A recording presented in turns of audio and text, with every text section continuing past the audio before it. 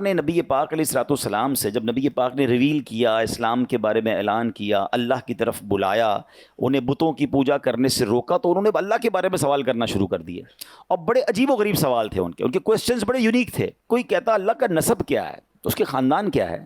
کوئی کہتا کہ وہ سونے کا ہے یا چاندی کا ہے، وہ لوہے کا ہے یا لکڑی کا ہے، کس چیز کا ہے، وہ کھاتا کیا ہے، پیتا کیا ہے، ربوبیت اس کو کیسے ملی، کسی ورثے میں ملی ہے اسے، اور اس کا وارث کون ہوگا؟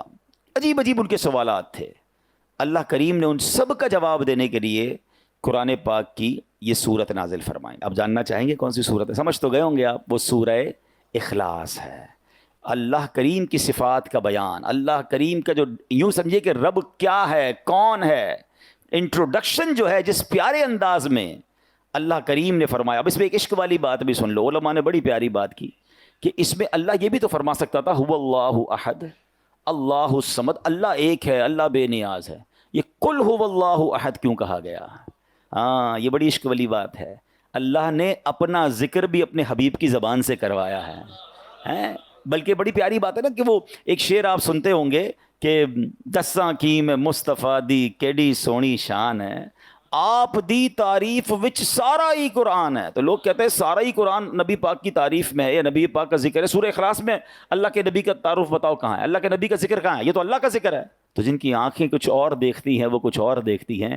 عشق والوں کو تو صاف صاف نظر آ رہا ہے کہ رب اپنی ربوبیت کا اعلان بھی کر رہا ہے تو محبوب کی زبانی کر رہا ہے، اے محبوب کہہ دو اللہ ایک ہے، انہیں سمجھا دو اللہ بے نیاز ہے، کل کہہ کے اپنی بات بھی لب سے تیرے سنی، اللہ کو ہے کتنی تیری گفتگو پسند۔ اللہ کے حبیب کو رب نے ارشاد فرمایا محبوب ان سے کہیے، سوال کر رہے ہیں نا آپ سے، آپ ہی نے جواب دیجئے۔ اور اب وہ جواب کیا ہے؟ کیا کمال کی صورت ہے، توحید الہی کا شاندار بیان ہے، اللہ کریم کی ذات کی زبردست یوں سمجھے کہ تعارف ہے۔ اللہ فرماتا ہے قل هو اللہ احد اللہ الصمد لم یلد ولم یولد ولم یکن لہ کفوا احد۔ تم فرماؤ اللہ ایک ہے، اللہ بے نیاز ہے، نہ اس نے کسی کو جنم دیا اور نہ وہ کسی سے پیدا ہوا اور کوئی اس کے برابر نہیں ہے۔ یہ عقیدہ توحید کو پکار پکار کر یہ سمجھے بیان کرنے والی یہ صورت ہے، اور اللہ کرے یہ ہمارے دل میں نقش ہو جائے۔